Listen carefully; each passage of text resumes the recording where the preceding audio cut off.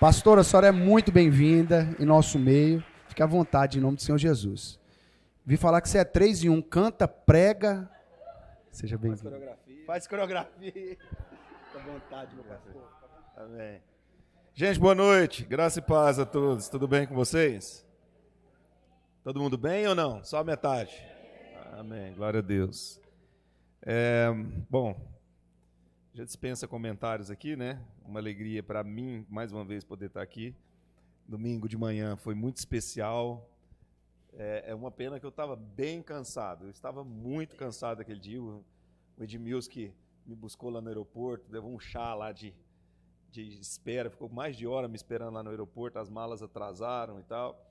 E a gente veio assim, ele viu que eu estava até zonzo de tão cansado que eu estava, né? Já eram praticamente 3 dias sem dormir, e aí a gente já veio direto do aeroporto para cá, literalmente.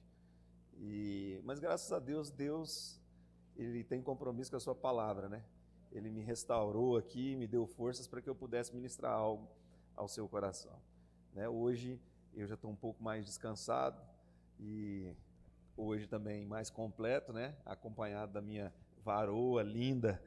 Gente, isso aqui eu vou falar uma coisa para vocês. Se vocês acreditam em milagre de Deus, aqui está um milagre. Como uma mulher bonita dessa gosta, um pastor gordinho feio igual desse aqui, né? Mas glória a Deus, hoje eu estou acompanhado com ela. Amanhã a gente viaja para o Rio de Janeiro, ela não está querendo ir não. E eu falei assim, você está doido, não vai deixar eu sozinho não. Mas ela vai ter que voltar para Goiânia, para depois pegar um voo para o Rio, mas vai ser um tempo incrível. E eu tenho certeza que vamos ter outras ministrações e que Deus vai nos usar também aonde nós passarmos, né? E eu quero agradecer, né, a Deus pela vida de vocês, pela vida do pastor Anderson, que desde domingo está me mandando mensagem: ô pastor, eu queria estar aí, me perdoa. Falei, amigo, fui muito bem cuidado, fui muito bem recebido pela sua igreja. É uma igreja muito bem ensinada, que recebe com amor, com carinho, né? Falo isso pelo Edmilson, que cuidou de mim no domingo praticamente o dia inteiro, né? Na disposição, na disponibilidade. Eu digo que sempre que o servir, ele exige estar disposto e também disponível. Porque disposto, você vai ter um monte de gente que vai chegar no Senhor e falar assim: pastor, conta comigo, conta comigo, conta comigo. Agora, disponível é outra coisa. Porque os mesmos caras que falam assim, conta comigo, a hora que o pastor liga e fala assim: então, pastor, tem um almoço na casa da minha sogra, então, pastor, hoje eu vou sair com meu filho, então, pastor. Não, nós precisamos levantar uma geração na igreja. Não é que você vai parar a sua vida para viver em prol da igreja, mas você precisa estar disposto e disponível. Porque o dia que Jesus voltar, você precisa estar disposto e disponível, tá bom? Então, a gente tem ensinado lá na igreja sobre isso e eu percebi aqui uma galera, né, bem voltada para o serviço. Então, Deus abençoe. Edmilson, obrigado, né? A gente se rever aí, achei que a gente não ia se ver mais, mas olha nós aqui de novo, né? Falar igual Goiânia, olha nós que travês, né? Então tá bom então. Glória a Deus. Para você, quem não estava aqui domingo, levanta a mão. Eu não estava domingo. Gente, mais da metade. Então, para você que não me conhece, eu sou o pastor Éder Rodrigues, a gente é pastor sênior de uma igreja em Londres. A igreja está estabelecida há 19 anos e eu assumi a igreja em 2016, né? Meu pai transicionou para mim e desde então a gente tem experimentado um tempo sobrenatural de crescimento naquele lugar. Todo lugar que às vezes eu passo e digo que nós somos missionários em Londres, alguém vai virar para mim e falar assim: ah, pastor, já falaram, por que você não vai ser missionário na África? Ser missionário em Londres, todo mundo quer, né, pastor? O problema é que em Londres, irmãos, eu particularmente demorei 6 a 7 anos para ganhar um inglês para Jesus. Um inglês para Jesus. A primeira vez que eu falei de Jesus para ele mandou Jesus para aquele lugar. Você sabe do que eu estou falando. Depois ele viu que eu fiquei constrangido, ele falou assim: eu tenho emprego, casa, eu tenho dinheiro, eu não preciso de nada. Por que eu vou precisar de Jesus? Então, é um risco que nós corremos, quando nós estamos buscando algo, a gente busca Jesus. Quando nós temos tudo que nós precisamos, a gente esquece que a gente precisa de Jesus. Então não adianta nada você ter toda a riqueza da terra, mas se você não tiver Jesus, você não tem nada. Meu pai cantava uma música, meu pai da Assembleia, né? Assembleiano, a gente é assembleiano, é a nossa formação. Meu pai cantava uma canção que dizia assim: quem tem Jesus tem tudo, quem não tem, não tem nada. Então não é dinheiro, é ter uma essência, é ter algo que só Jesus pode dar para a gente. Tá? Então a gente está lá, já tem 19 anos, eu tenho 5 anos que estou à frente da igreja, e esse ano a gente está experimentando um avivamento naquele lugar. Um avivamento de algo que em novembro eu vim aqui no Brasil, recebi uma palavra profética, voltei para a igreja, liberei a palavra e falei assim, em 2022 nós vamos viver o ano do mover profético na igreja. Eu era aquele pastor assim, mais centrado, mais palavra e tal, e tal. Aí de repente a igreja falou assim, e o pastor, negócio de profético, agora ficou doido. Eu falei assim, então nós vamos ser um bando de doido, irmão. Não é corintiano não, mas é tudo doido aqui. Entendeu? Pastor, eu não sei de nada do que ele está falando, né? Vocês entendem. Aí o que acontece? Segunda semana que nós estávamos aí, a igreja entrou num propósito e tal, né? Eu mudei as palavras, mudei um monte de coisa que precisava ser mudado. Da segunda semana ou terceira semana, o pastor Hernandes Santos foi pregar na igreja e nós tínhamos uma criança lá com a síndrome de Guillain-Barré, numa cadeira de roda, um menininho de 8 anos, nós vimos ele ficar doente, vimos ele ter paradas cardíacas, os médicos terem que ressuscitar ele, a mãe dele e ele frequentavam a igreja antes da doença dele, e ele estava lá na igreja de cadeira de roda, o pastor Hernandes chegou e falou assim, você quer andar? Ele falou, quero. Ele falou assim, então levanta e vem cá. O menino levantou, andou, hoje já não precisa da cadeira de roda, está curado, está lá na igreja. Depois disso nós começamos a experimentar movimentos sobrenaturais, as pessoas que passavam todas convergindo para um mesmo propósito, pastor Vitor Hugo e vários outros que passaram por lá. O que acontece é que a nossa igreja passou de 180 pessoas para quase 500 pessoas em 6 meses. Então esse mesmo crescimento que nós estamos experimentando lá em Londres, eu quero profetizar sobre a Graça Church aqui de Santa Maria, é isso, né, pastor? Eu quero experimentar quero liberar sobre a vida de vocês, mas lembre-se que esse crescimento só é possível porque Deus conta com você, cada um de você, olha para 2 ou 3 e fala, Deus conta com você, Deus conta com você. Que a gente acha que a responsabilidade do crescimento da igreja é só do pastor, não, é sua. Viu? É sua. Amém? Deixa eu ministrar uma rápida palavra ao seu coração. Hoje é meio de semana, amanhã muita gente tem que trabalhar. Eu quero que você abra a sua Bíblia na primeira carta do apóstolo Pedro, capítulo 5, dos versos 5 ao 11. 1 Pedro, capítulo 5, do verso 5 ao 11.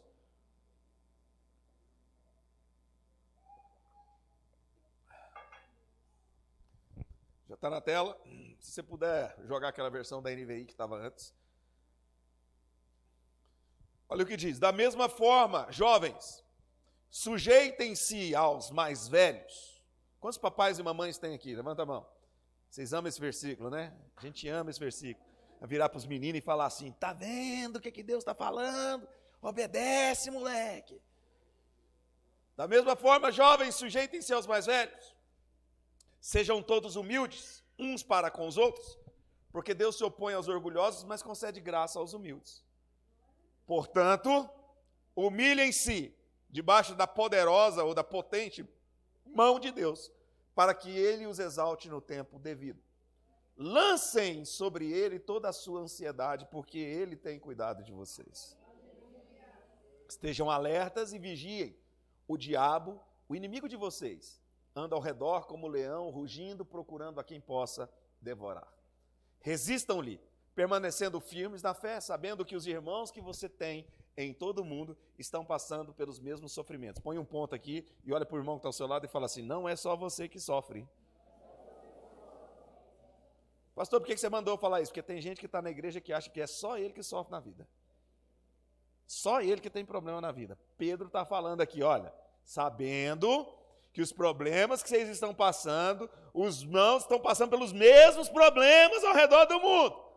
Agora ele termina dizendo o seguinte, agora, o Deus de toda graça, que os chamou para a sua glória eterna em Cristo Jesus, depois de terem sofrido por um pouco de tempo, os restaurará, confirmará, os fortalecerá e os porá sobre firmes alicerces. A Ele seja o poder para todo sempre. Amém. Alguém pode levantar a sua mão e dizer amém, amém e amém. O poder é dele, a glória é dele, a honra é dele. É tudo para Ele. Quando eu era pequeno não, adolescente, né? Grande a gente nunca foi. Grande é o Josué, o filho do pastor Ricardo. Quando eu era adolescente, meu pai é pastor de uma igreja, assembleia, na periferia de Goiânia. E lá tinha um circo de oração. Talvez se você veio da assembleia, você sabe muito bem o que eu estou falando. Todo domingo, ou todo dia de manhã, as irmãs, aquelas irmãs do Coquinha, aquelas irmãs do Reteté, sempre se reuniam para orar. E a líder do ciclo de oração era a irmã Ana, uma irmã moreninha, abençoada. Pensa, toda igreja tem que ter uma irmã Ana, uma mulher de oração, uma mulher que chega e mete o dedo na cara e fala assim, você precisa consertar a mala, ou você aceita Jesus ou você vai para o inferno.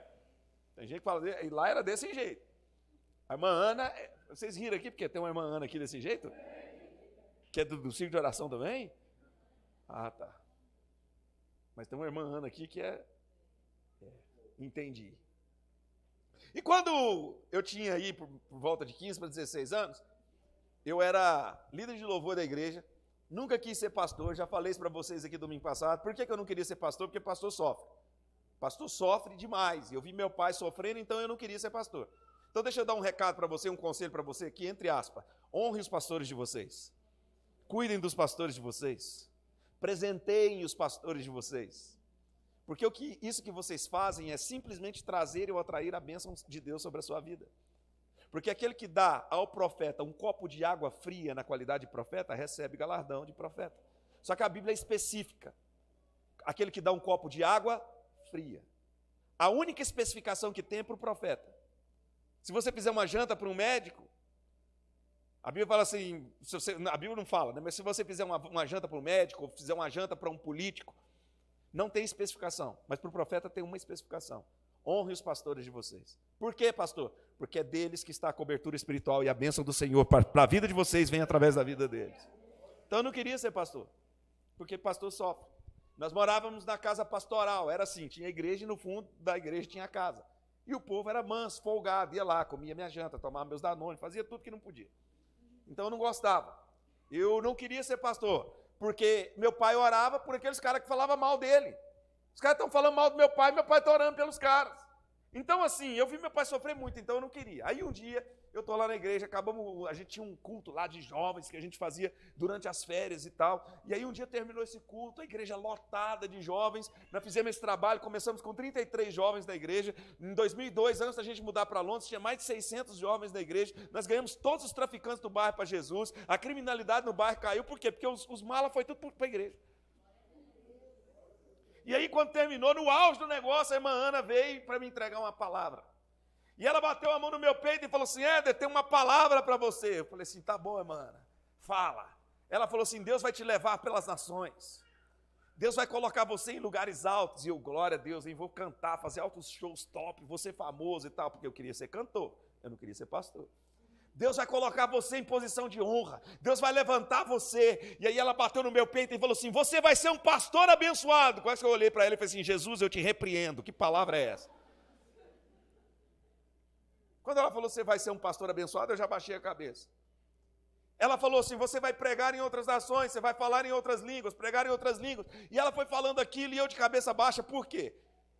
Porque eu já não queria receber aquela palavra. E tem muita gente que quando não quer receber a palavra, ele é educado, ele só fecha a cara. Mas ele não fala nada. Deixa eu falar uma coisa para vocês. A palavra que é liberada por um profeta, ela é capaz de mudar a circunstância da sua vida. Receba a palavra liberada pelos profetas com entusiasmo. E aí ela bateu no meu peito, mas eu baixei a cabeça e não queria aquilo. E aí ela pegou e falou assim, Deus vai te colocar entre príncipes, Deus vai colocar você em lugares grandes. E aí, quando ela falou isso, ela regalou o olhão e deu um tapa no meu peito, aquele tapa que fica a marca dos dedos assim. Eu tinha 15 anos, irmão. Eu assustei e falei assim, irmã Ana está ficando doida. Aí ela regalou os olhos e falou assim, mas cuidado! Falei, cuidado com o quê? Que palavra profética mais doida é essa? Ela falou assim, cuidado porque o diabo não gosta de você. O diabo, ele não gosta de você. Porque quanto mais alto você chegar, se você não se cuidar, maior pode ser o tombo. E aí eu fiquei pensando, por que a Ana está falando que o diabo não gosta de mim? Por que ela está falando isso? Porque a palavra profética sobre a minha vida é que eu vou me tornar um pastor, ou que eu vou ministrar nos maiores lugares? Não. Eu comecei a entender que a partir do momento que você levanta a sua mão, aceita Jesus, vem aqui à frente como confissão, passa a ter uma marca em você, e você começa a partir daquele momento a ser atacado.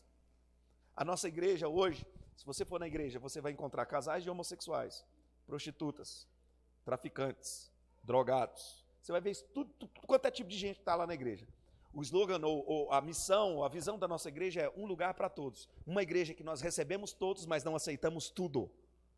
Existe uma diferença entre aceitar todos e aceitar Tudo. Porque nós somos uma igreja, porque a nossa missão, a gente fala na igreja, nossa missão é amar, ganhar, cuidar, transformar e enviar.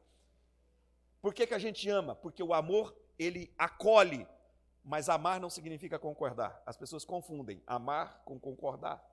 Por exemplo, eu amo meu filho, mas eu não concordo que ele roube. Você está entendendo a diferença das coisas? Eu amo meu filho, mas eu não concordo que ele se drogue. Deixou de ser amor? Não. Pastor, mas se ele estiver fazendo, continuo amando, mas não concordo. E aí, o que mais se tem lá na igreja, é que a gente está experimentando essa explosão de conversões na igreja, só esse ano, ainda nós estamos na metade do ano, mais de 150 pessoas já aceitaram Jesus na nossa igreja. Isso eu estou falando de um contexto Inglaterra, viu gente? Uma igreja de imigrante. Isso é uma coisa, assim, é um milagre de Deus. O que acontece é que a maioria deles que aceita Jesus, ele chega na gente depois e fala assim, pastor, eu não sabia que depois que aceitar Jesus era difícil, não, porque eu estou passando por umas provas que eu não passava quando eu não era crente. Eu falei, claro, quando você não era cristão, o diabo era seu amigo, agora ele se é o seu inimigo. Você aceitou Jesus? Eu tenho convicção que se eu pedir para alguém levantar a mão e falar assim, quantos aqui, depois que aceitaram Jesus, aumentaram as provinhas? Um monte de gente vai levantar a mão. Por quê? Porque você começa então a ser atacado. E Pedro está escrevendo para uma igreja que estava sofrendo na mão de um imperador, um cara chamado Nero. Esse cara era tão louco, tão maluco, que ele pegava os crentes, pendurava em postes, tacava querosene, punha fogo para servir de iluminação pública. Os caras estavam sendo perseguidos, os caras estavam sendo massacrados. E aí Pedro fala para eles assim, gente, fiquem calmos, fiquem tranquilos, relaxa. Esse probleminha que você está passando aí, todo mundo está passando aqui, um dia vai passar. Eu acho que o povo falou assim, o Pedro ficou louco. O Pedro ficou doido.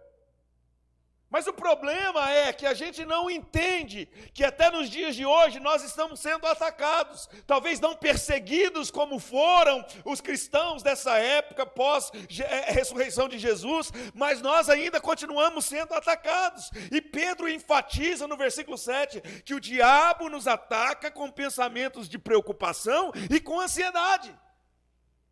Ele está sendo claro com isso. Então a marca de um cristão é um alvo, tem um alvo nas suas costas e ele vai estar ali, ó. Quando você nasce para Cristo, você vai começar a ser atacado. Enquanto você continuar sendo de Jesus, você vai ser atacado. E tem gente que fala assim, pastor, estou sendo atacado. Mas tem ataque que é do diabo, tem ataque que não tem nada a ver. Por exemplo, um dia a gente estava na igreja, nossa equipe, nós não temos um templo próprio igual vocês aqui, a gente tem que ficar dividindo com outras igrejas. Agora a gente aluga um teatro de uma escola. Ou seja, a gente monta o culto e desmonta todo o culto. Tem que montar todo o equipamento, desmontar todo o culto. É essa maravilha.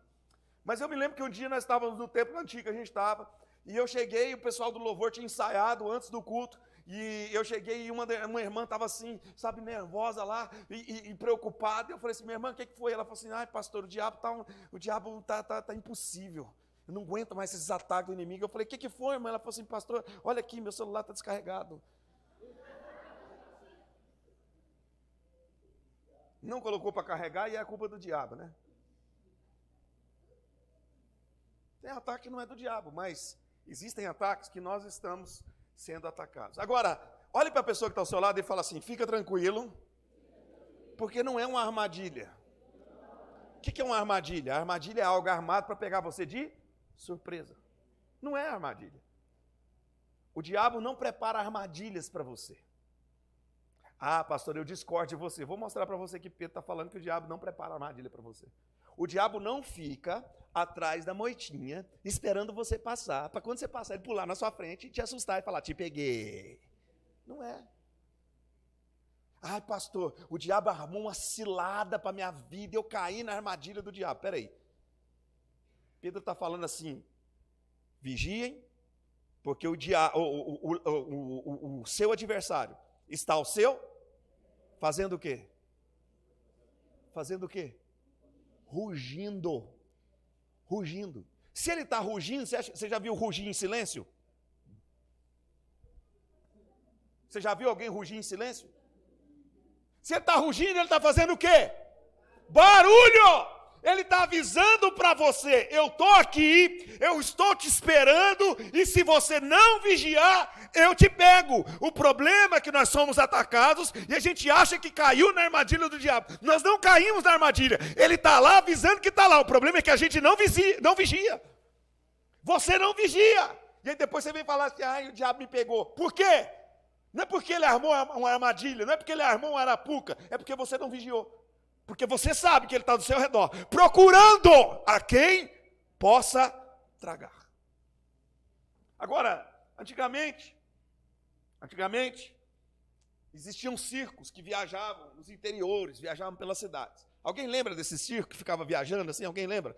Algumas pessoas lembram. E esses circos de antigamente, eles vinham, montavam um acampamento. Imagina aqui o estacionamento da igreja, aqui um espaço vago, aqui não tem uma área vaga aqui. Aí o circo vinha e se estabelecia ali. E a maioria desses circos carregavam leões enjaulados. Você lembra disso, pastor? Você já chegou a ver algum deles? Tinham leões enjaulados. Agora vamos fazer uma historinha aqui. Vamos viajar na maionese, como diz o pastor Ricardo Vasconcelos, Hellmann's Airlines. Vamos viajar na maionese aqui. Imagina que vem um circo, se estabelece um circo aqui na porta, aqui, pastor. E no dia do culto, na hora do culto começar, o culto está acontecendo aqui na graça, no Ministério da Graça. E aí, o tratador do leão vai lá dar uma picanha para o leão, né? Porque vai ter um show, vai ter uma apresentação mais tarde. Então eles precisam tratar do leão antes da apresentação, para o leão não entrar no circo com fome, né? Aí ele vai lá, dá uma picanha para o leão. Quando ele abre a jaula, que ele está lá entregando a picanha para o leão, ele esquece que esqueceu o celular lá dentro do escritório e volta correndo e esquece de fechar a jaula. Aí o leão sai. Sente o cheiro de vocês, povo cheiroso aqui. E aí ele vem, e aqui só tem uma porta, certo? A outra está interditada. Aí de repente o leão chega lá, tem alguém ali na porta? Quem está ali na porta? Quem que é aquele irmão lá da porta lá? Varão, qual que é o seu nome, varão? Você que pôs a mão no nariz, assim? Hã? O Antônio está lá na porta. De repente o Antônio olha para lá e vê um leão entrando ali, pastor. E aí o leão vem assim, mas assim, chega lambendo os beiços, tipo assim, achei minha janta. Aí o Antônio olha e vê o leão. O que o Antônio faz? Fala para mim. Quantos acham que ele corre? Levanta a mão. Quantos acham que ele grita? Levanta a mão. Para você que acha que ele vai gritar, você já virou janta do leão. Ele vai correr, ele não está nem aí para você, meu amigo. Ele vai passar aqui, ele não quer nem saber. Ixi, quem que é a mulher dele? Tadinho. Tem saída aqui ou não? Tem? Imagina o Antônio passando correndo. E aí a única coisa que ele vai falar para você é: corre! Salve-se quem puder. O que eu aprendo com isso, pastor? É que toda vez que nós estamos na iminência de ser atacados, ou prontos para ser atacados, a primeira tendência que nós temos é: corre, vaza. Ó, como diz lá em Goiás, pega descendo. Não sei se vocês falam isso aqui também. Ó, some, salva a sua vida. O problema é que Pedro fala ao contrário. Quando o inimigo se levanta contra você, quando ele vem para tentar te devorar, Pedro fala assim: resista firme em fé. Pedro está falando para você assim, não é para fugir. Eu vim aqui falar para você nessa noite que está pensando em desistir da sua fé, porque você está sendo atacado. Eu vim como profeta para falar para você nessa noite: resista firme em fé. Está tentando desistir do seu casamento? Resista firme em fé. Está pensando em desistir de alguma coisa dos seus filhos? Resista firme em fé. Porque Pedro fala assim: vocês vão sofrer um pouquinho de tempo, mas depois que isso passar, Deus vai te restabelecer, Deus vai firmar você, Deus vai restaurar você. Resistam, fiquem firmes. Fala para 2 ou 3, fica firme, meu irmão. Não sai não, não corre não. Não corre não. Não é para correr.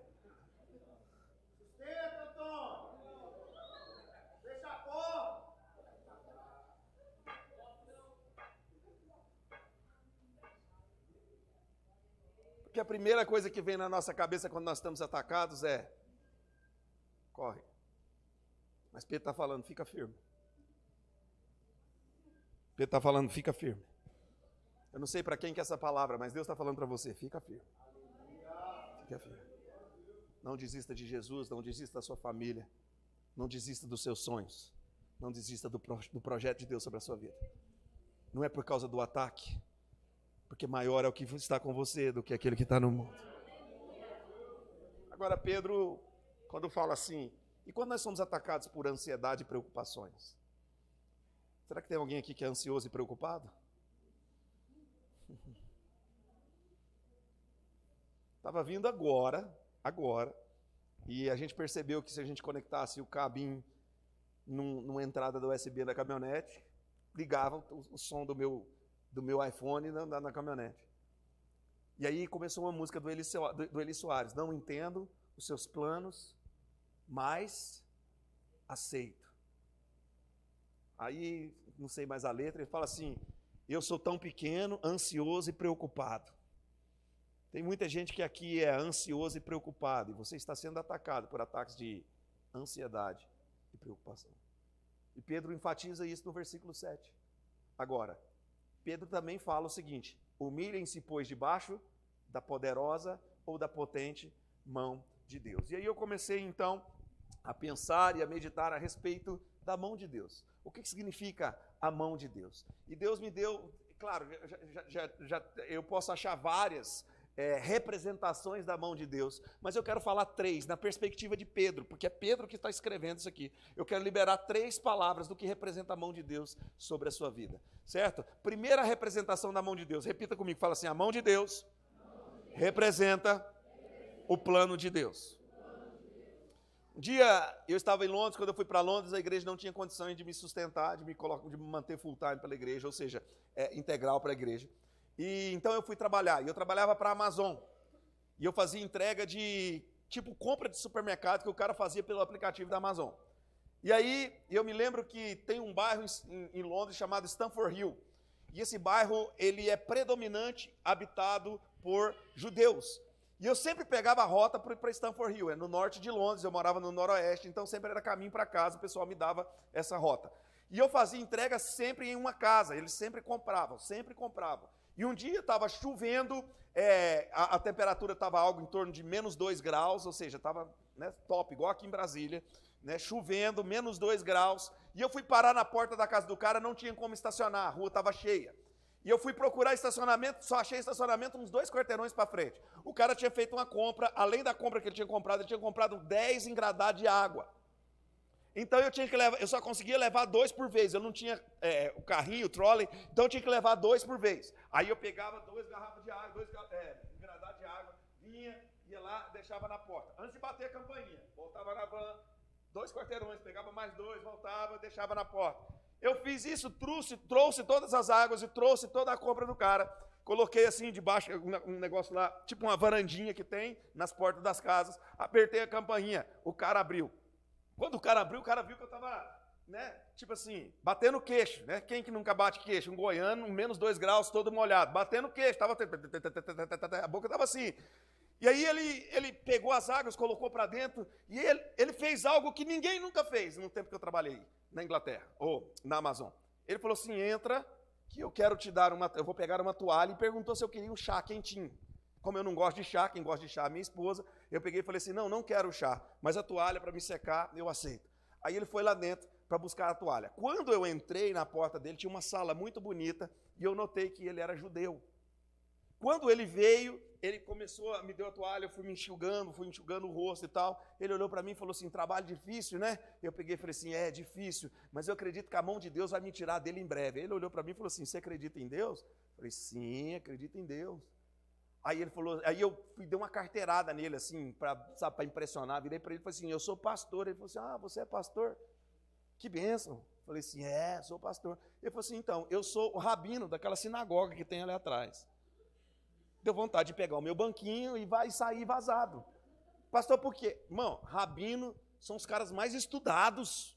Os caras estudam Torá, estudam Bíblia. Os caras são extremamente cultos, extremamente estudados. E meu pai sempre falou para mim assim, quando você estiver perto de alguém que sabe mais que você, cala a sua boca. Aí nós ficamos assim uns 2 minutos eu olhando para ele. Secando. Aí ele virou para mim e falou assim, você sabe o que a mão de Deus representa para nós judeus? Eu falei assim, não, mas pode falar, que agora o Espírito Santo vai te usar. Ele olhou para mim e falou assim, para nós judeus, nós entendemos que a mão de Deus significa o plano de Deus. Porque foi a mão de Deus que tirou o povo de Israel do Egito. A mão de Deus que guiou o povo pelo deserto. A mão de Deus era nuvem durante o dia e fogo durante a noite. A mão de Deus, para nós judeus, representa o plano de Deus. Sabe por que tem um monte de gente aqui dentro sofrendo com ataques de preocupações e ansiedades? Porque você saiu debaixo do plano. A mão que guia, o plano de Deus. Mas você está aqui hoje achando que você sabe, achando que os seus planos são melhores, que você é capaz de fazer as coisas, e Deus está falando assim, enquanto você não voltar para debaixo da minha mão, você vai ficar sofrendo ataques de preocupação e ansiedade. Agora, quem melhor para falar sobre o plano de Deus do que Pedro? O homem que andou com Jesus e viu o plano dele sendo estabelecido. Pedro viu o plano de Deus, tanto que Jesus olha para Pedro e fala assim para os discípulos, e fala assim, aquele que me vê também vê ao Pai.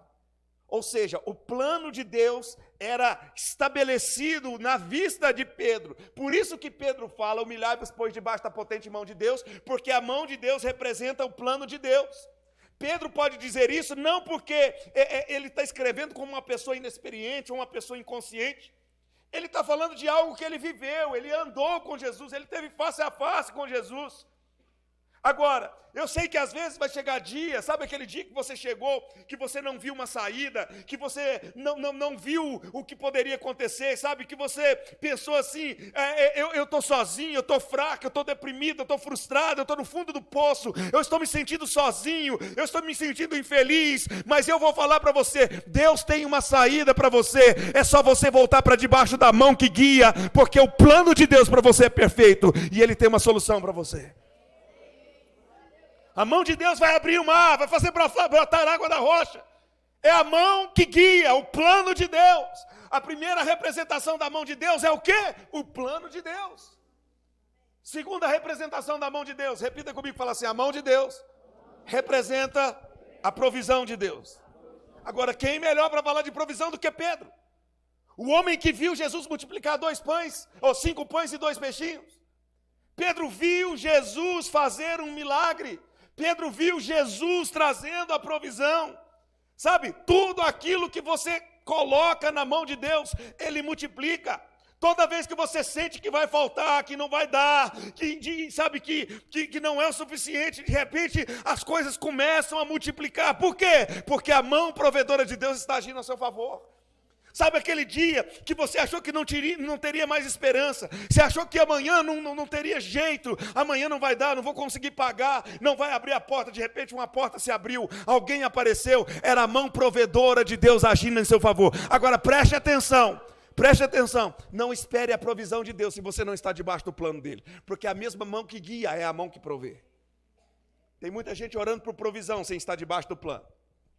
Ah, Deus, eu venho aqui toda terça-feira, pastor, e eu oro e peço para Deus, porque eu preciso de uma provisão, mas você está debaixo do plano? Porque a provisão só vem para aqueles que estão debaixo do plano. Pastor, eu quero a provisão, entra debaixo do plano, que quando você estiver debaixo da mão que te guia, essa mão também te provê.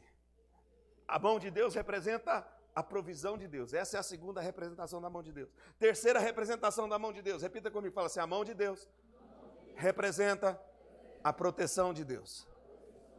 Pedro fala que ele é o plano porque Pedro andou com Jesus e viu o plano sendo estabelecido. Pedro fala que ele é a provisão porque Pedro viu Jesus multiplicar 5 pães e 2 peixes. Pedro também fala que ele é a proteção, por quê? Porque Pedro andou sobre as águas. Quem é melhor para explicar isso do que Pedro? O homem que andou sobre as águas. Agora, você quer que eu te prove a respeito disso? Vou te provar. Vou provar para você. Coloque aí, filho, para mim, Mateus capítulo 14, a partir do verso 22. Olha o que diz o texto.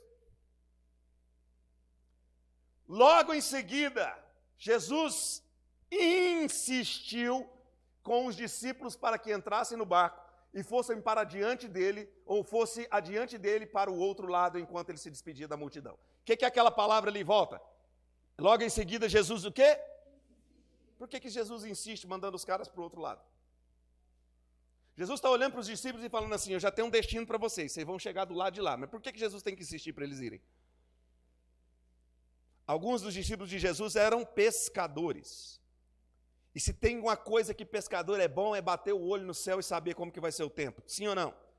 Eu imagino os pescadores olhando um para o outro e falando assim, Jesus quer que a gente passe para o outro lado, mas não vai não, que vai vir uma tempestade no meio do caminho. Sabe o que eu aprendo aqui? É que muitos de vocês aqui, Deus já deu um destino para vocês. Jesus já deu uma direção para vocês. Jesus já deu um propósito para vocês. Mas vocês estão olhando com o seu olhar de conhecimento. Eu estudei, eu sei, eu conheço. E você está falando para Jesus assim, eu não vou. E Jesus está falando para você assim, só vai que você vai chegar do outro lado. Porque se uma tempestade se levantar, eu sou o Deus que acalma a tempestade. Vira para 2 ou 3 e fala assim, se Jesus mandar, só vai, filho. Só vai. Só vai. Só vai. Agora, Jesus tem que insistir com eles. Jesus está insistindo com os caras, falando assim, vai para o outro lado. E aí, de repente, os caras, então, resolvem entrar no barco e irem. Aí, o que acontece? Vamos lá, vamos ler. Tendo despedido a multidão, subiu sozinho ao monte para orar.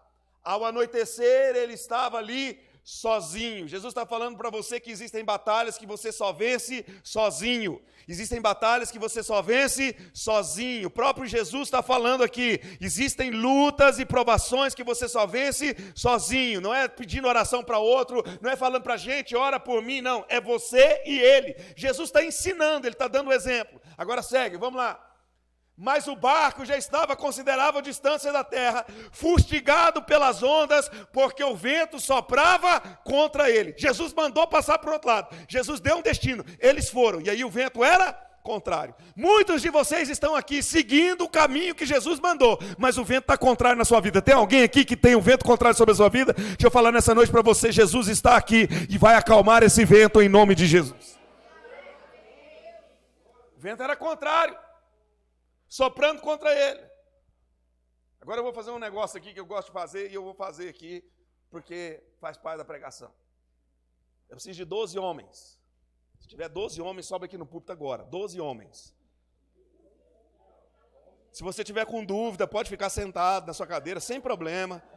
Só preciso de 12 homens. Então eu tenho aqui 1, 2, 3, 4, 5, 6, 7, 8... Amém. Para você que está em dúvida, Deus abençoe a sua vida. Glória a Deus. Vamos lá. 1, 2, 3, 4, 5, 6, 7, 8, 9, 10, 11. 11. Tem mais um aqui. 12, né? O engraçado é assim, que eles já enfileiraram assim, olhando para você. Está parecendo um concurso de beleza isso aqui, né? Vamos fazer a votação de quem que é. Mas antes de eu fazer a votação de quem é o mais bonito, o pastor conhece as suas ovelhas. É tudo ovelha aqui da igreja, pastor? Ah, tá. Entendi. Quem deles é Pedro?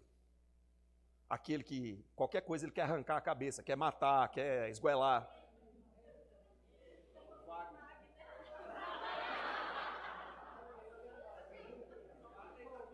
A igreja concorda que o Wagner é o Pedrão da igreja? Você concorda também, Wagner?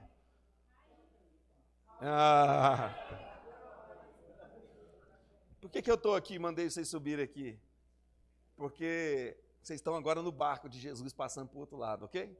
Então nós vamos pensar aqui como que é que nós vamos fazer com esse barco. Então nós não estamos com um barco aqui, nós estamos com um botezinho. Vem cá. Um espaço aqui, ó. Daqui assim. Aqui vai ser a proa do navio. Pedrão vai ficar aqui no meio. Você é o comandante. Você é o comandante do navio. Você que é o cara que guia o navio aqui. Você achou bom, né, varão? Você achou bom. Agora vai ficando todo mundo aqui, um atrás dele aqui, ó, vai fazer assim, um formato do barco aqui, ó. Aqui, ó, formato do barco. Gente, junta, Pedrão. Passa pro lado de cá, Pedrão. Passa pro lado de cá, Pedrão. Isso. Vai de 2 em 2, assim, vai, junta todo mundo dentro do barco. Esse barco tá parecendo um ônibus que vai lá pro centro de Brasília. Vai. Aqui tá o barco de Jesus, certo? O barco está indo para o outro lado. E aí, vamos lá, olha o que diz, olha o que o vento fala, o texto está falando. Mas o barco já estava a considerável distância, porque ele estava sendo fustigado pelas ondas e o vento soprava contra ele. Ou seja, o barco está balançando. Vai lá. Ei! Peraí. Isso aqui é um barco ou isso aqui é um ônibus? Você está segurando aqui. Hã? Não, filho, é aqui, ó. Isso. E o barco está balançando.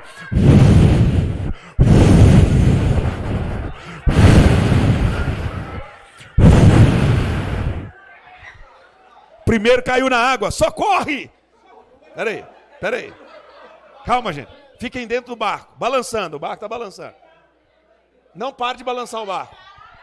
Vocês vão ver o que fala o texto. Presta atenção no que fala o texto. Segue o próximo versículo. Alta madrugada, Jesus dirige-se a eles andando sobre o mar. O barco está balançando e Jesus está vindo andando sobre eles. O barco está balançando. Presta atenção. Olha o que diz o próximo versículo. Quando eles viram Jesus andando sobre o mar, ficaram aterrorizados e disseram, e gritaram de medo.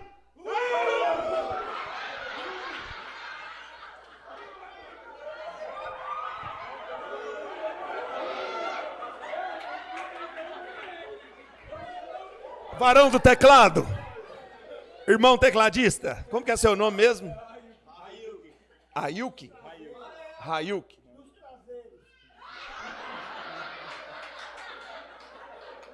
Hayuki dos teclados. Varão, se aparecesse uma assombração na sua frente, você ia gritar, duvido, varão, duvido.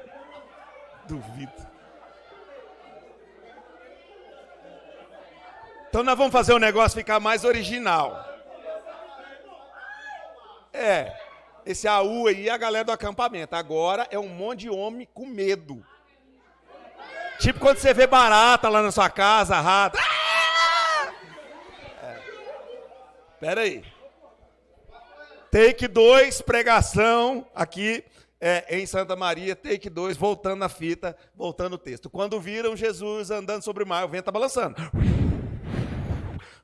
Quando viram Jesus andando sobre o mar, ficaram aterrorizados e gritaram.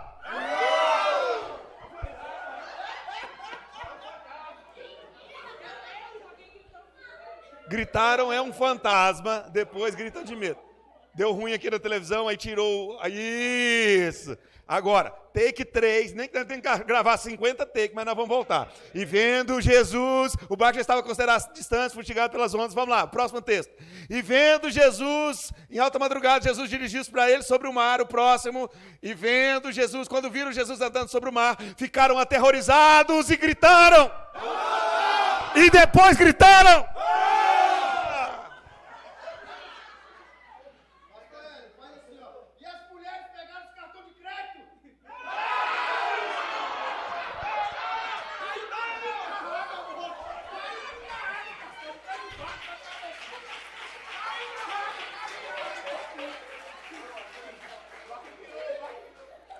E o barco está balançando aí. Vamos seguir, senão nós vai ficar a noite inteira aqui, não vai dar certo. Mas Jesus, o barco está balançando, os caras estão gritando de medo ali. E Jesus olha para eles e fala assim, gente, não tenha medo, porque sou eu, Jesus. O que eu aprendo nisso aqui é que no meio das nossas maiores tempestades, a gente perde até a nossa capacidade de reconhecer que Jesus está vindo na nossa direção. Cuidado para que a tempestade não tire de você a capacidade de reconhecer Jesus. Tem muita gente aqui que por causa da sua tempestade, você olha e não vê que é Jesus. Mas eu vim aqui falar para você nessa noite, a tempestade pode estar alta, o vento pode estar soprando, mas Jesus está chegando e falando para você, não tenha medo, sou eu que estou vindo na sua direção. É isso que Jesus está falando, não tenha medo, não tenha medo. Segue, vamos seguir para a gente correr aqui, para a gente não atrasar. Aí, Pedro, o barco está balançando, o Pedro fala o quê? Vai, grita aí, Pedrão, o que Pedro fala?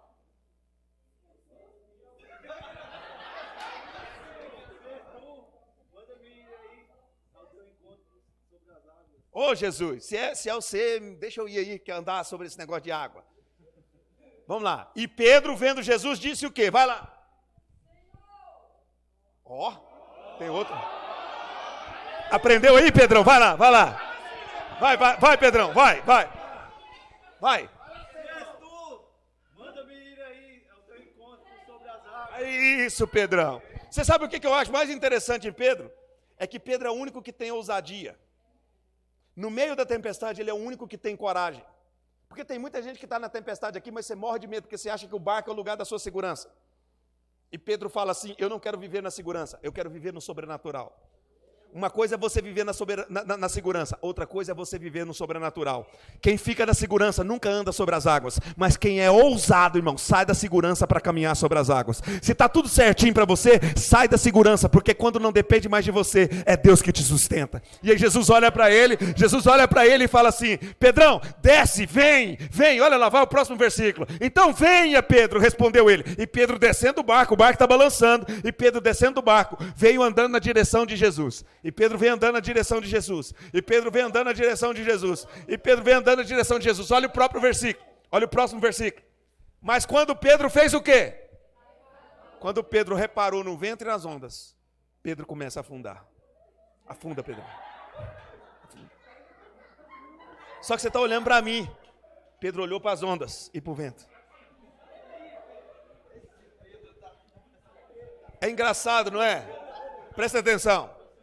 É engraçado, só que a gente porque a gente ri, a gente deixa de prestar atenção em uma coisa. Pedro estava perto de Jesus.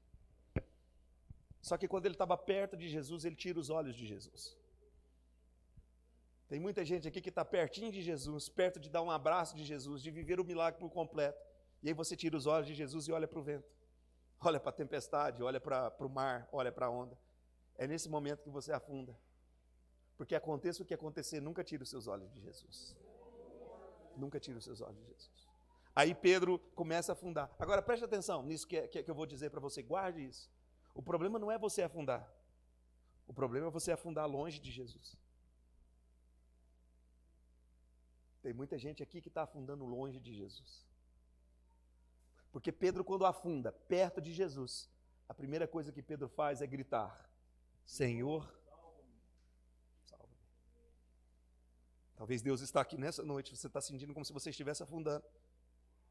Mas esse é o momento de você gritar para o socorro. Esse é o momento de você levantar a sua mão e gritar, Senhor, não me deixa morrer nesse lugar. Pedro grita socorro, afunda de novo, Pedro. Pedro grita socorro. Agora preste atenção, Jesus vai te deixar, preste atenção, Jesus vai te deixar afundar o suficiente para você gritar por socorro e declarar que você precisa dele. Mas ele vai te levantar o suficiente para que o mundo inteiro saiba que ele é Deus na sua vida. Vou repetir de novo, vou repetir que você não entendeu. Jesus vai deixar você afundar o suficiente para você reconhecer que você precisa dele. Mas ele te levanta o suficiente para que o mundo inteiro saiba que ele é Deus na sua vida e que ele não vai deixar você morrer. Ele não vai deixar. Ele não vai deixar. Por quê, pastor? Por quê, pastor? Porque quando Pedro grita, afunda de novo, Pedro. Quando Pedro grita, Jesus, salva-me, olha o que diz o próximo texto. Imediatamente estendendo-lhe as mãos, Jesus segurou. Hoje é dia de você clamar, porque a mão de Jesus que te protege está aqui para te segurar. Você não vai afundar, você não vai morrer, você não vai perecer. A mão que te protege está nesse lugar. Fala para 2 ou 3 aqui, Jesus chegou nesse lugar e você não vai morrer. Você não vai morrer. Pode descer, meus discípulos. Pode ir que o vento parou de soprar. Pode ir que o vento parou de soprar. Aleluia.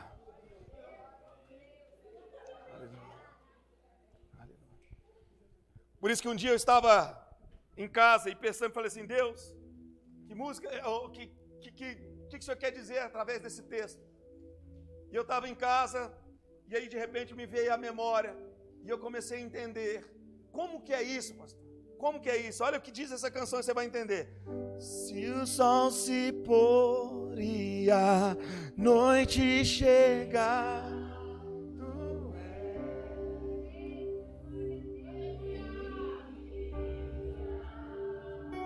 Olha o plano. Se a tempestade me alcançar, tu és meu abrigo.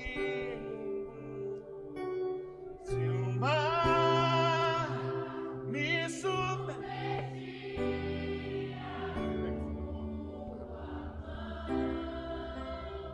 e casa toda respirar.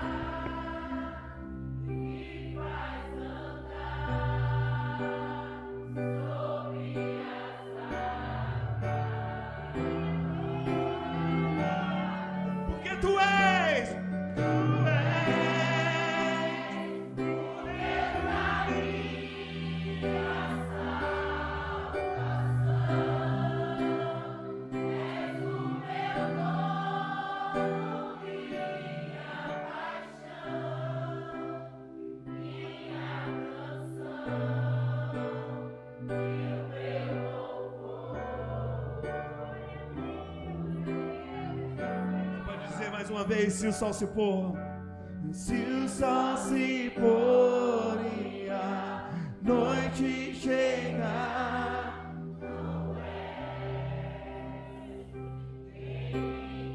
Tá vendo a mão que guia? Olha o plano de Deus. Vai lá, isso é tempestade. Se a tempestade me alcançar. Olha a provisão. O que ele é? Seu abrigo. Meu abrigo. E se o mar? Se o mar me submergir,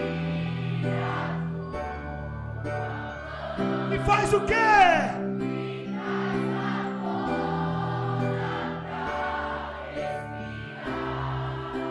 E me faz andar sobre as águas, pois tu és o Deus da minha salvação. Tu és o Deus da minha salvação. És o meu dono, minha paixão, minha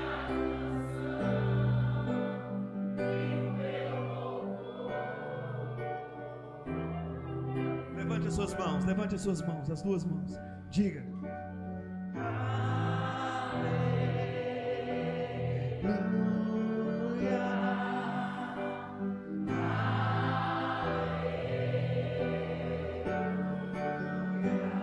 Diga mais forte.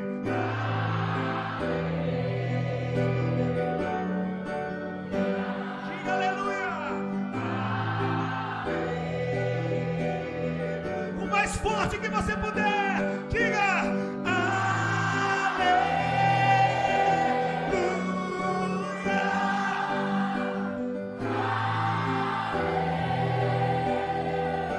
E se o mar, se o mar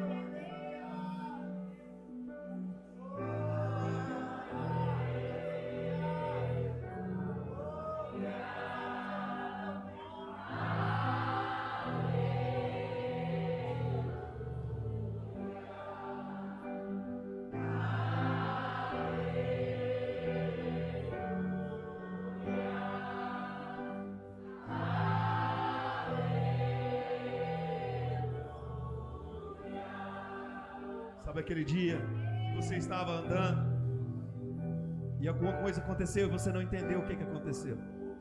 Aquele dia que você estava naquele lugar e você fala assim, parece que eu vi alguma coisa. Você não entendeu o que aconteceu. Eu vim aqui para falar para você que foi a mão protetora de Deus te guardando, te livrando você. A mão protetora de Deus que fez com que você estivesse aqui. A mão protetora de Deus que te guardou, que te livrou e não permitiu que você afundasse. Diga pela última vez: se o mar me submergir,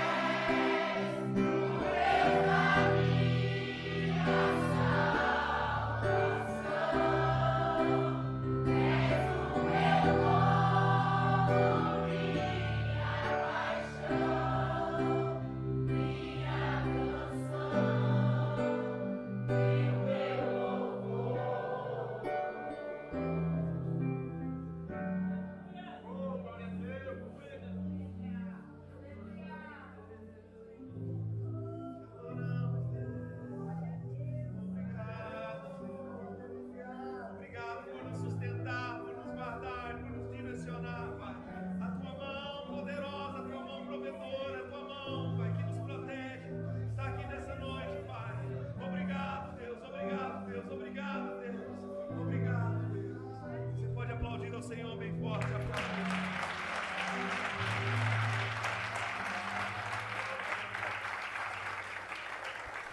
Se assente, eu vou concluir. A mão protetora de Deus.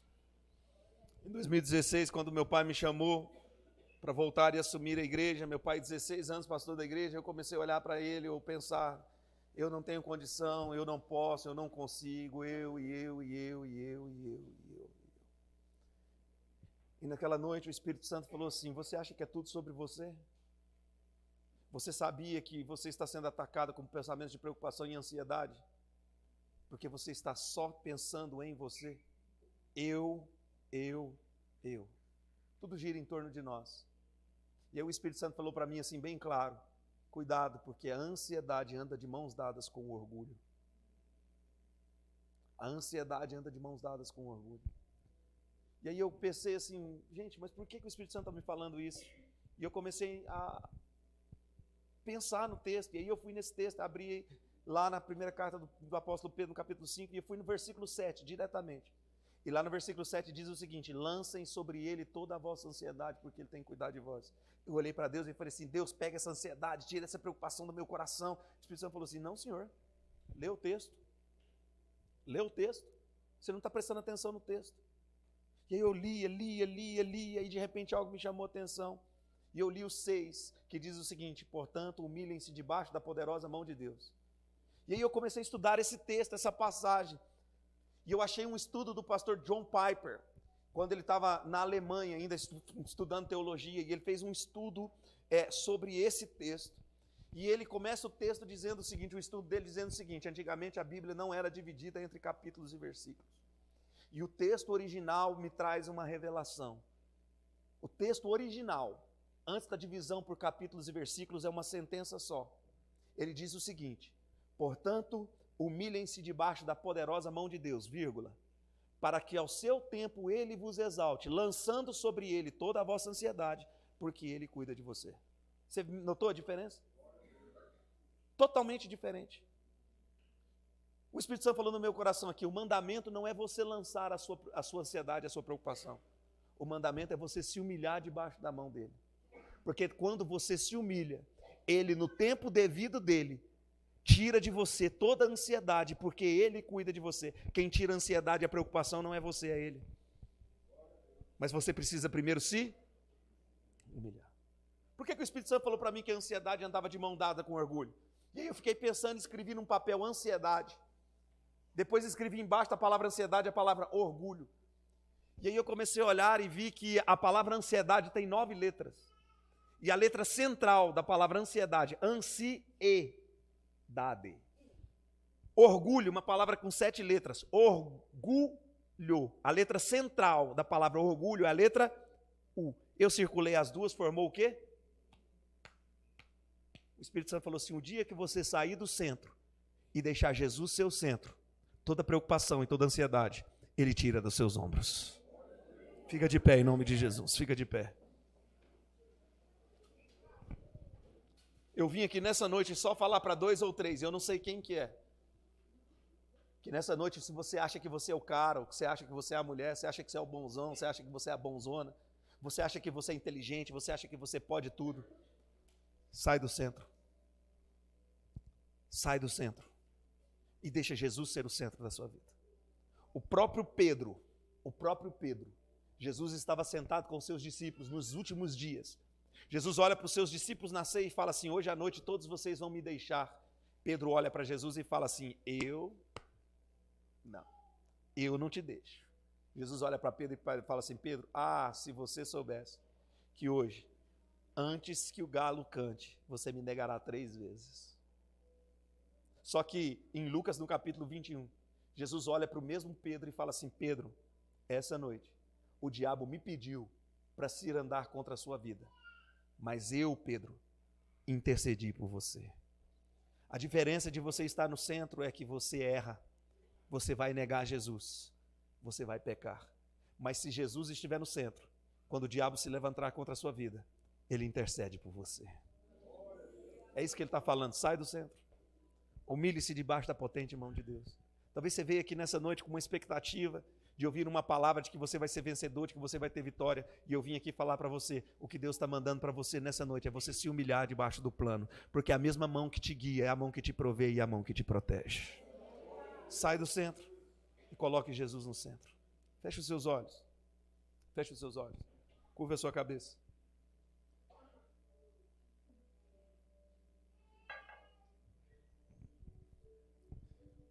O Espírito Santo está movendo nesse lugar. O Espírito Santo falou em alguns corações aqui. E eu preciso fazer uma pergunta rapidamente. Tem alguém que entrou aqui nessa noite que não é cristão ou está afastado dos caminhos do Senhor? Se você não é cristão ou está afastado dos caminhos do Senhor, não tem ninguém te olhando, eu só quero que você levante a mão para me saber se tem alguém aqui. Pastor, eu não sou cristão ou estou afastado dos caminhos do Senhor. Levanta sua mão bem alta para me saber. Não precisa ter vergonha, não tem ninguém te olhando. Tem mais alguém? Tem mais alguém? Deixa eu fazer um desafio para você que levantou a mão. Jesus hoje precisa ser o centro da sua vida. E se você quer deixar Jesus ser o centro da sua vida hoje, sai do seu lugar, vem aqui na frente que eu quero orar por você e Ele vai mudar a história da sua vida. Você anda preocupado, você anda ansioso, mas Jesus quer ser o centro da sua vida. Ele quer mudar a sua história. Você quer aceitar esse desafio? Amém. Vem aqui, filho, vem aqui. Tem mais alguém? Glória a Deus, glória a Deus, glória a Deus. Não precisa ter vergonha, não precisa ter vergonha. Vergonha é você deixar, você estar no centro e negar Jesus. Tem mais alguém? Vem aqui na frente. Se tiver alguém para poder abraçar eles aqui e orar com eles, vem aqui, porque há uma festa no céu nessa noite. Tem mais alguém que levantou a mão e quer vir aqui à frente? Você quer vir aqui à frente nessa noite porque Jesus te encontrou, você saiu do centro e Jesus vai ser o centro da sua vida nessa noite. Jesus vai se tornar o centro da sua vida nessa noite. Ah, pastor, eu tenho vergonha. Ah, pastor, eu não vou conseguir. Não, você não vai conseguir mesmo não, sozinho você não consegue. É Ele que a partir de agora vai ser o centro da sua vida. É Ele que vai guiar você, é Ele que vai direcionar você. Ó, tem uma festa no céu, irmão. Já tem gente aqui que tem uma festa no céu. Você pode ter o coração duro, você pode endurecer o seu coração, mas Jesus está aqui nessa noite falando assim, é eu que cuido de você. Se você não estiver debaixo do plano, não me peça provisão e não me peça proteção, porque você precisa estar debaixo da minha mão. Tem mais alguém que quer vir? O convite está aberto. Cadê o tecladista? Vem cá, filho, vai tocando ali. Tem mais alguém que quer vir? O convite está aberto. O convite está aberto.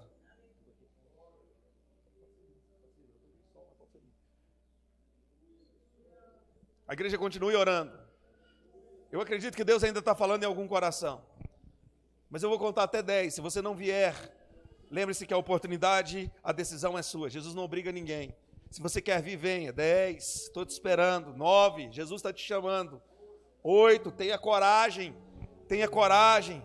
7, seja ousado como Pedro. 6, desça do barco. 5, acredite que Jesus tem um plano para a sua vida. 4, venha porque Jesus está te esperando. Amém, vem mesmo, Jesus está te esperando, Jesus está te chamando. Glória a Deus, pode vir. Pode vir, vem. Essa família hoje é de Jesus. O diabo não tem poder sobre a sua casa, ele perdeu hoje. Eu não sei o que você faz, ou o que pensa, o que passa na sua cabeça. Hoje Jesus te encontrou, você voltou para debaixo do plano, você voltou para debaixo do plano. Ansiedade, preocupação hoje vai sair da sua vida, porque quem está no controle da sua vida hoje é Jesus, quem está no controle da sua casa hoje é Jesus. Receba em nome de Jesus. Igreja, toda a igreja, repita essa palavra comigo, fala assim, Senhor Jesus, nessa noite, vocês que estão aqui na frente também, nessa noite, eu ouvi a sua voz, e eu quero entregar a minha vida nas tuas mãos. Eu te reconheço como o único Salvador e Senhor da minha vida. Apaga o meu passado e escreva uma nova história. Torna-me filho e escreve o meu nome no livro da vida. Senhor Jesus, eu te entrego a minha vida nessa noite. Se essa igreja está feliz, aplauda o Senhor bem forte. Aplauda Ele, faz uma festa. Se o mar me submergir a tu... O pessoal vai falar com vocês, vai pegar o nome de vocês, vai acompanhar vocês, vai discipular vocês. É uma nova história, é um novo tempo, é um novo dia na vida de vocês, em nome de Jesus. E me faz andar sobre as águas, porque Tu és o Deus da minha salvação. Diga, Tu és o Deus...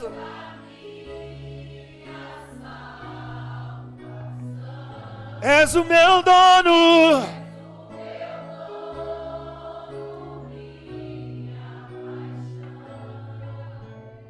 minha canção e o meu louvor. Estenda suas mãos, deixa eu liberar uma palavra profética sobre a sua vida. Que o novo tempo de Deus venha sobre a sua vida. Que um tempo de provisão e um tempo de proteção seja através da sua vida a partir de hoje. Porque hoje você decidiu andar debaixo do plano. Que esse mesmo Deus que multiplicou os pães possa multiplicar a sua vida, as finanças, pode multiplicar as bênçãos sobre a sua casa. Esse mesmo Deus que proveu, que protegeu Pedro, possa proteger a sua casa, proteger a sua família, proteger os seus filhos, proteger tudo aquilo que você tem. Eu quero liberar essa palavra sobre a sua vida em nome de Jesus. Deus abençoe vocês, em nome de Jesus, amém.